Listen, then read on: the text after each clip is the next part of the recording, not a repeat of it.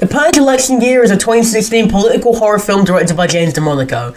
It's the third installment in the Purge franchise, and I couldn't think of a better year to release a political horror film than 2016, Jesus Christ. The film takes the concept of the annual Purge to a new level. It intertwines the chaotic night of legalized crime with a heated political battle, and the story centers around the fight to end the Purge with an intense focus on the struggle between those who profit from it and those who seek to dismantle it. And I think this is probably one of the better Purge films. I do prefer the Purge sequels to the original. As much as I love the simple home invasion aspect, I do think some of the sequels really build upon it in a good way, and this is one of those. So spoilers ahead, let's get into the video.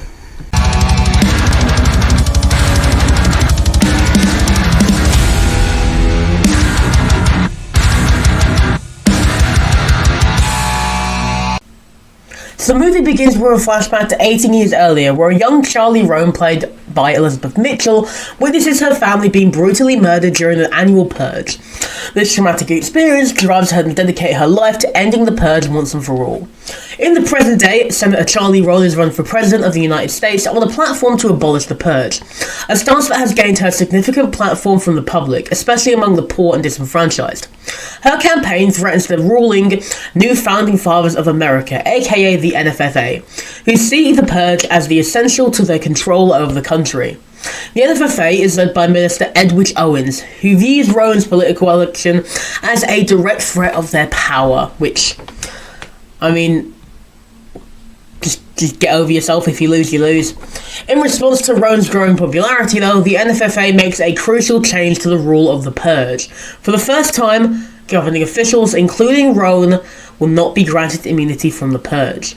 This decision is a tightly veiled attempt to eliminate Roan before she can win the election, and the NFFA hopes, by removing her, she was and killed during the Purge, thus ensuring their continued, power over the US.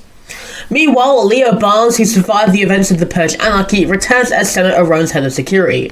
And this entire film, I was thinking, can I just get it on already? You know, that. Okay, so in all honesty, that was my main thought of the entire movie, because literally every scene that they were in, I was just going, just kiss already, just get it over with. But they don't do that till the end of the film, sadly. I had to wait a whole hour and 45 minutes just to see the one thing that I was hoping for, but yeah. So, he's now working as her chief of security, and even though he's probably 20 years older than her, he is dedicated to keeping her safe during the Purge.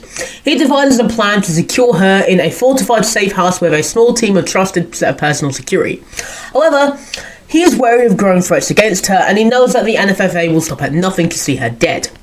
And as the Purge begins, Leo's fears are worsened when he realises that the safe house has been betrayed from within. A team of NFFA mercenaries led by Earl Danziger, who are all neo-Nazis, storm the building, killing most of Roan's security team, and Leo narrowly escapes with Roan. They flee into the streets of Washington, D.C., and this is probably one of my favourite settings for a Purge film. It just looks so cool. They got blood on the Washington Monument, for God's sake. That's how you know that this Purge is going to be different. But yeah, while on the run, Leo and Roan cross paths with Joe Dixon, who is a deli owner, and his friend Marcos, who is also his employee, who works at Joe's store. Joe and Marcos are both armed and prepared to defend Joe's deli during the Purge. They decide to help Leo and Roan, and they also insist the help of Lainey, who is a former gangster who now operates a triage van, providing medical assistance to Purge victims. Pretty much, she's got some street cred, because she was called Pequeña Muerte or something. And as the group seeks refuge in Joe's deli, it quickly becomes clear that they are not safe, because this little brat from earlier who tried to nick a candy bar from Joe's store comes back with all of her mates dressed in Purge masks and stuff, with bloody swords to saw through the door. So that's exactly what they do, and they try to get in, and that's exactly what they do. So they then have to run because she really wants her candy bar, but she is eventually killed, thankfully. As the group navigates the perilous streets of DC, they encounter a underground anti-Purge resistance led by Dante Bishop, a recurring character from the previous films, and the Resistance sees Roan as a symbol of hope and is determined to protect her and make sure that she wins.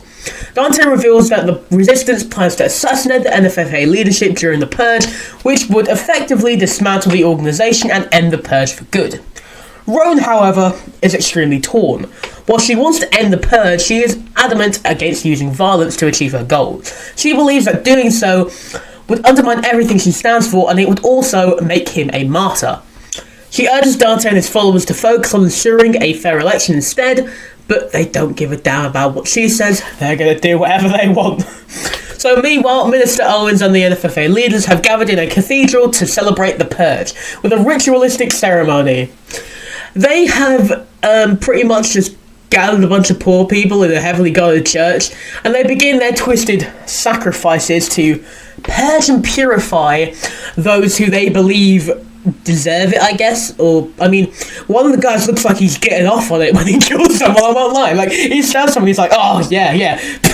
Jesus Christ. But yeah, Leo, Roan, and Joe, and Marco, Slaney, and all the other people who I can't remember the bloody names of, decide to infiltrate the cathedral to stop the NFFA's sadistic ritual to protect Roan from being captured or killed. And after a tense and bloody battle, they manage to breach the cathedral and disrupt the ceremony. Meanwhile, Earl Danziger just bloody appears out of nowhere, and him and Leo starts having a little fight with a little mini knife, and then start having a fist fight, but Leo eventually kills him and ensures Roan's safety. Inside the cathedral, though, Roan comes face to face with Minister Owen, who attempts to kill her as a sacrifice to the Purge. However, all the Resistance fighters arrive, and it happens like in a giant fight, then he dies, and then woohoo. Then the guy who looked like he was getting off on killing people suddenly appears with a bloody gun, and then he's also killed. But not until he kills Joe. Not my man Joe. But yeah, with the NFFA leaders in disarray, and their ritualistic ceremony where they definitely weren't getting off on killing people exposed, the tides turn against them, and the Purge ends. Roan survives the night thanks to the effort of Leo, Joe, Marcos, and all the other bloody people I can't remember the name of. However, as I said, my man Joe is mortally wounded in the fight to protect Roan, and as he dies, he expresses hope that she will win the election and bring an end to the Purge once and for all. And in the days following the Purge, Roan's campaign gains even more support, fueled by the public's growing disgust for the NFFA, because, I mean, yeah, I probably hate the people who get off on killing people as well.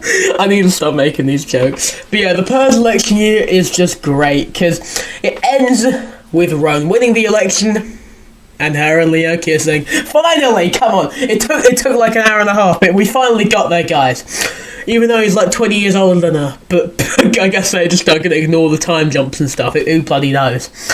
But yeah, so the Purge election year is a fitting and pretty good chapter in the Purge franchise, I won't lie. It takes the core concept of the series, one night of legally sanctioned violence, along with just everything allowed, and injects it with the potential mix of political intrigue and social commentary. The director James DeMonaco continues to build upon the themes of just class, disparity and just governmental corruption, which he's done throughout the other films. And it makes this installment probably the most political charged of the series, especially considering the year it came out in. And Elizabeth Mitchell delivers a strong performance as Senator Roan, who embodies both the moral centre of the film and also the voice of opposition to the Purge. Her character is really good, and I like the fact that she at least has some experience with the Purge for a reason to dislike it, rather than just being yeah, I don't like the Purge, you should vote for me. You know, guys, I don't like The Verge. I think you should subscribe to me. But yeah, so it makes her character sympathetic and also really cool throughout the film. And Frank Grillo once again shines as Leo Barnes, whose character has evolved from a man seeking vengeance to one who is committed to a higher cause. And they get to kiss. But yeah, it makes their struggle throughout the film pretty cool, because it eventually ends on a good note, and supporting cast definitely adds some good parts to the narrative as well. You've got some standouts from Joe, my man Joe, and the crossfire of the Purge was really cool. It's got Lainey in there, who brings a sense of determination to the group, because she has a triage van where she tries to help people. I mean, visually as well, this film is probably the grittiest one of them all. It's got an atmosphere where it's just pretty disgusting at some points. The parts where they're just walking down the street and you just see a bunch of people like tied to cars as they're like driving through the street. It's just messed up. The action sequences are probably some of the most intense of the franchise so far. It definitely kept me on the edge of my seat as I watched it. Well, not literally, but like, you know what I mean. It kept me intrigued. And the film's portrayal of the Purge's excess of horror is really cool. Like, it's got a lot of gore in there, which, as everyone's least favourite gore fan, I really enjoyed. And what makes this really cool is the fact that it's really able to boldly address some real-world issues through the lens of a dystopian future. It definitely doesn't shy away from exploring some of the dark sides of politics, including like voter suppression, manipulation and fear and all of that, and the use of violence as a mean of control. Like, the NFFA are pretty much as dictators, and I wouldn't be surprised if they employed some free elections, or as one of my history teachers mistakenly said one time, free erections. I will never forget that day, but yeah. It's also really cool in the fact that it introduces murder tourism, which... shout out to Hostel. I'm never going to stop shouting out that film. I love that film. Once again, it's basically just showing a bunch of Europeans coming to America on the Purge, getting all dressed up in like some bright bloody outfits, and just going around killing people. Like, there's literally a scene where they're stood over Roan about to kill her in the middle of the street, and they're like, "We love America. America is the best effing country in the world," just because they get to kill people. But yeah, I think this film is definitely one of like the best in the franchise. It definitely has a better narrative than some of the like Anarchy, because I just felt that was a bit dry at some points. It definitely uses the Purge as a symbol of societal decay, and it also doesn't shy away from critiquing some of like the people in power. And as I said, yeah, a very bold decision to release this in 2016, considering what was going on, but... yeah, ultimately, I give this film like an 8 out of 10. It's got some of my favourite protagonists. It's got Joe. Love you, Joe. And ultimately, it's one of my favourite in the series. But what do you guys think about this film? Let me know in the comments below if you have seen the film. If you haven't, I do recommend it. And if you enjoyed this video, be sure to subscribe and like the video, because, you know, I just like The Purge. So, since you can't vote for me because, 1, I'm too young, and 2, I don't think anyone would want me in power, considering how dumb I am. But, yep, subscribe. But until next time, thank you for watching the video. Bye bye.